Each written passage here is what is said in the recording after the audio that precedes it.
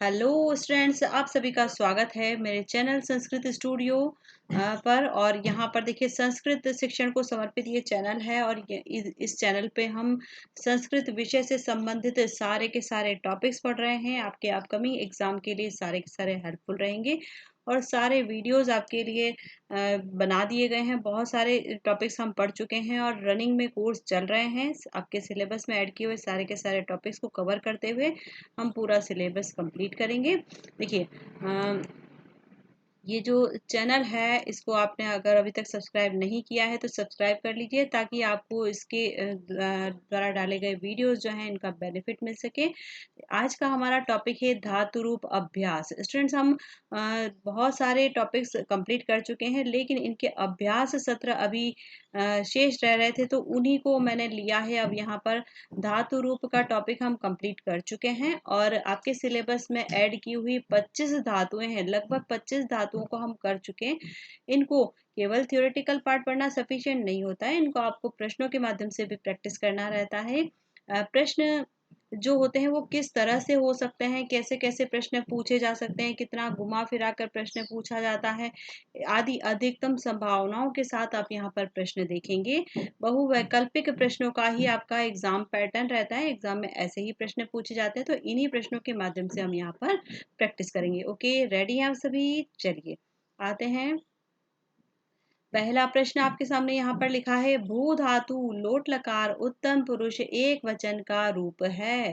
देखिए, लट लकार और लृट लकार उत्तम पुरुष एक वचन में मी वाले रूप बनते हैं, ये आपको अच्छे से पता होगा। लेकिन यहाँ लोट लकार की बात हो रही ना, तो आपको अभी मी वाले रूप पे नहीं अटकना है। पहला ही ऑप्शन आपको गलत दिया होता है। मैक्सिमम 95% चांसेस में पहला ऑप्शन आपको ऐसा दिया जाता है जो कि गलत होता है। ठीक है, तो ये गलत है, आपको यहाँ पे आना है। ये रहा सही उत्तर, भवानी। ओके, चलिए दूसरा प्रश्न है, त्यज धातु लृट लकार प्रथम पुरुष बहुवचन का रूप है। देखिए, त्यज धातु की बात करें, लृट लकार, जैसे ही आपको प्रश्न में लृट लकार दिखता है तो दिमाग की बत्ती जलानी है ना। रीजन ये है कि लृट लकार में प्रत्येक धातु कुछ विशेष रूप बनाती है ना, और इसी के लिए आपको थोड़ा सा अलर्ट हो जाना है। यहाँ पर देखिए, जो लिखा पहला ऑप्शन जो है त्यजीष्यति, गलत। ठीक है, प्रथम पुरुष बहुवचन की बात हो रही है ना, तो पहली बात तो ये ती वाला रूप आता ही नहीं है ना, अंति वाला रूप आता है बहुवचन में। यहाँ देखिए, ये अंति वाला रूप, डी ऑप्शन की बात कर रही हूँ मैं, ये भी गलत है, क्योंकि त्यजी शंति रूप बनता ही नहीं है। त्यज धातु कहीं पर भी लेट लकार की बात होगी, अलर्ट होना है, और ये रूप बनता है त्यक्षंती। ये मैं यहाँ पे आपको लिख के बता देती हूँ, त्यक्षयंती, ऐसा। त्यक्षति त्यक्षतः त्यक्षंती, ऐसे रूप बन जाते हैं। ओके, कर लेंगे आप लोग। सी ऑप्शन भी गलत है। आगे आ जाइए, तीसरा प्रश्न है आपके सामने, गम धातु लंग लकार प्रथम पुरुष एक वचन में रूप है। देखिए, गम धातु है, लृट लकार को छोड़कर सभी लकारों में गच्छ वाले रूप बनाती है, गच्छति गच्छत गच्छन्ति, ऐसा। और ये लंग लकार की बात पूछिए, अ वाले रूप बनेंगे प्रथम पुरुष एक वचन में, अगच्छत। ठीक है, अगच्छत अगच्छताम अगच्छन, ऐसे बनता है। और चिन्हों का क्रम ध्यान रखेंगे, इस स्थान पे चिन्ह आता है, ये बिना हलंत वाला जो होता है मध्यम पुरुष बहुवचन का। चलिए, चौथा प्रश्न है, जी धातु विधिलिंग लकार प्रथम पुरुष बहुवचन में रूप है। जयेत जयेताम जयेयुः, यही होता है। बी ऑप्शन आपका राइट हो जाएगा, है ना। ऐसे प्रैक्टिस करना है आपको, बहुत ही अच्छे तरीके से आपको यहाँ से प्रैक्टिस करवाई जाएगी। पांचवा प्रश्न है आपके सामने, दृश्य धातु लट लकार उत्तम पुरुष द्विवचन। ठीक है, दृश्य धातु की बात हो रही है और ये लट लकार नहीं है, लृट लकार, इसको ठीक कर लें, लृट लकार की बात है। ध्यान से देखें, यहाँ पे दृश्य धातु प्रत्येक लकार में पश्य वाले रूप बनाती है, मूल धातु यही है। आपको प्रश्न ऐसा भी पूछा जा सकता है जहाँ पे पश्यतु पश्येत कोई भी रूप देकर पूछा जाएगा। मूल धातु क्या है, पद परिचय से संबंधित आपको हमेशा ये ध्यान रखना है, मूल धातु यही है। कभी भी पश्य कोई धातु नहीं होती है, या दृश्य ये भी कोई धातु नहीं है। ठीक है, आपको धातु यही ध्यान रखनी है, दृश्य जहाँ पे री है। ठीक है, अब आपने क्या देखा, लट लकार से लेकर विधिलिंग तक सारे लकारों, लट लकार लंग लकार विधिलिंग लकार लोट लकार, सभी लकारों में पश्य वाले ही रूप बनेंगे।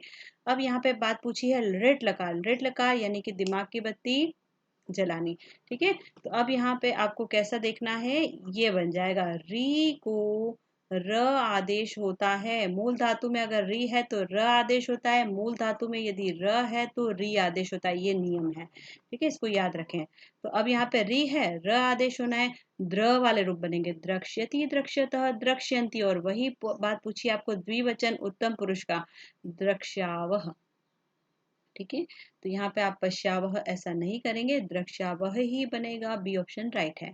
छठा प्रश्न है, नी धातु लट लकार उत्तम पुरुष एक वचन में रूप है। उत्तम पुरुष एक वचन में क्या रूप बनेगा? नयामी ही बनेगा, है ना, नयामी नहीं होता। यहाँ पे गुणादेश, धातु को गुणादेश होगा लृट लकार में, ठीक है। तो यहाँ पे नी धातु है, अगर इसका लृट लकार बनाएंगे तो फिर नेष्यति, नेष्यतः, नेष्यन्ति ऐसा बनेगा, है ना। यहाँ पे लट लकार की बात पूछिए, गुणादेश होना ही नहीं है, तो ये गलत।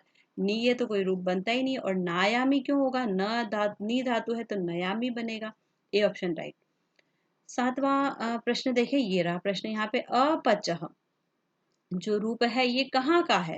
देखिए अपचह, अ वाला रूप, सबसे पहली बात तो आप अ को देखते ही अलर्ट हो जाएंगे, कहाँ का है? लंग लकार। तो आपको कौन से ऑप्शन में लंग लकार दिख रहा है? ये रहा, आपको केवल एक ही ऑप्शन में दिख रहा है, सीधा 100% यही राइट है। लेकिन आंसर को टैली करना भी बनता है, क्योंकि हम एग्जाम में रिस्क नहीं ले सकते। लंग लकार है, मध्यम पुरुष है, एक वचन है, बहुत अच्छी बात, लंग लकार मध्यम पुरुष एक वचन में विसर्ग आता है।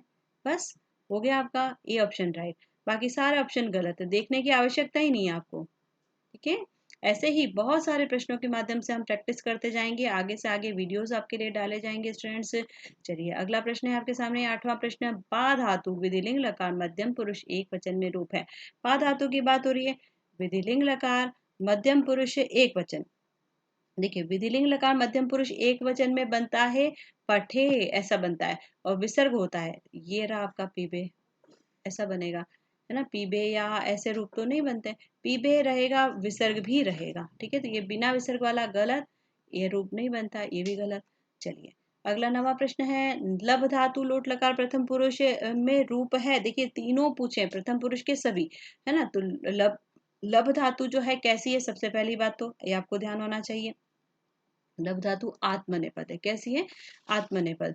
और यहाँ पे लभताम, लभेताम, लभनताम ये बनता है। डी ऑप्शन आपका राइट है।